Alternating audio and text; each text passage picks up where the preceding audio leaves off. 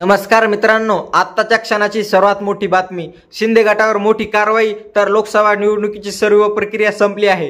केंद्रात नरेंद्र मोदी यांच्या नेतृत्वाखाली एनडीए यांची सरकार आली आहे। एनडीए मधील मंत्र्याचा शपथविधी सोहळा झाला आहे। या निवडणुकीसाठी गेल्या 2 महिन्यापासून रणधुमाळी सुरू होती। आरोप प्रत्यारोप होते।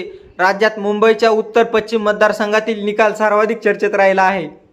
या ठिकाणी शिवसेना ठाकरे गटाची अमोल कीर्तीकर आणि शिवसेनेचे रवींद्र वायकर यांच्यात चर्चेची लढाई झाली। या मतदारसंघातील मशीन मतमोजणीत रवींद्र वायकर फक्त एका मताने आघाडीवर होते, परंतु पोस्टल बॅलेटमध्ये त्यांना 47 मतांची मदत झाली आणि त्यांनी अमोल कीर्तीकर यांना 48 मतांनी पराभूत केले। परंतु त्यांच्या या विषयावरून अजूनही वाद सुरूच आहे। आता दोन्ही पक्षांनी त्यांचा विजय मॅनेज असल्याचा आरोप करत त्यांच्या विरोधात तक्रार 2 पक्षांच्या उमेदवारांनी पोलिसांकडे केली आहे।